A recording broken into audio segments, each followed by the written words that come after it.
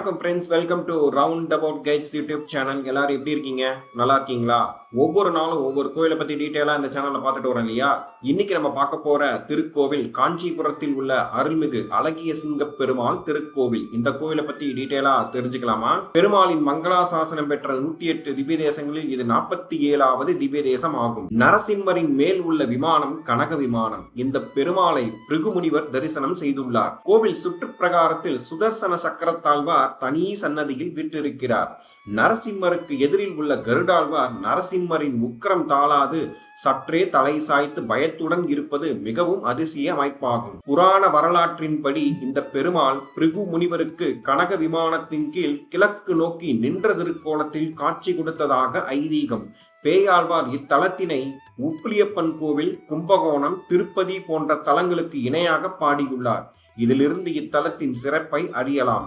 ஆழ்வார்களை தவிர சுவாமி தேசிகனும் இப்பெருமாளை காமாட்சி காஷ்டகம் என்ற ஸ்லோகத்தால் போற்றியுள்ளார். இதனை தினமும் பாராயணம் செய்தால் நரசிம்மரின் பரிபூர்ண அருள் கிடைக்கும். இதனை காமாட்சிகா நரசிம்ம சன்னதி என்றும் அழைப்பார்கள். இக்கோவிலின் தல வரலாறை பார்ப்போம்.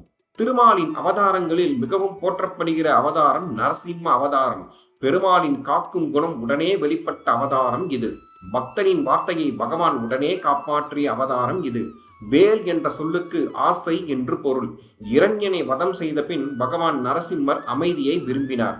அவர் இவ்விடத்தில் ஆசையுடன் இருக்க எண்ணியதால் வேலிருக்கை என்றாகி காலப்போக்கில் வேலுக்கை என்றாகி விட்டது. ஒரு முறை பிரம்மா யாகம் செய்த போது யாகத்தை அழிக்க அரக்கர்கள் வந்தனர். பிரம்மா பெருமாளிடம் இந்த யாகம் சிறப்பாக நடக்க அருள் புரியுமாறு வேண்டினார்.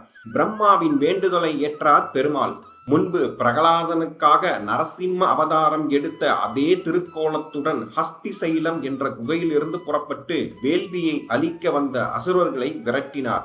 அவர்கள் காஞ்சியில் இந்த இடத்தில் காணாமல் போய்விட்டார்கள். அங்கேயே மேற்கு நோக்கி அமர்ந்து யோக நரசிம்மராகி விட்டார். இவருக்கு ஆல், அரி, முகுந்தநாயகன் என்ற திருநாமங்களும் உண்டு. இக்கோவிலின் மூலவர் முகுந்தநாயகன் அழகிய சிங்கர், தாயார் வேலுக்கை வள்ளி. தீர்த்தம் கனகசரஸ், ஹேமசரஸ்.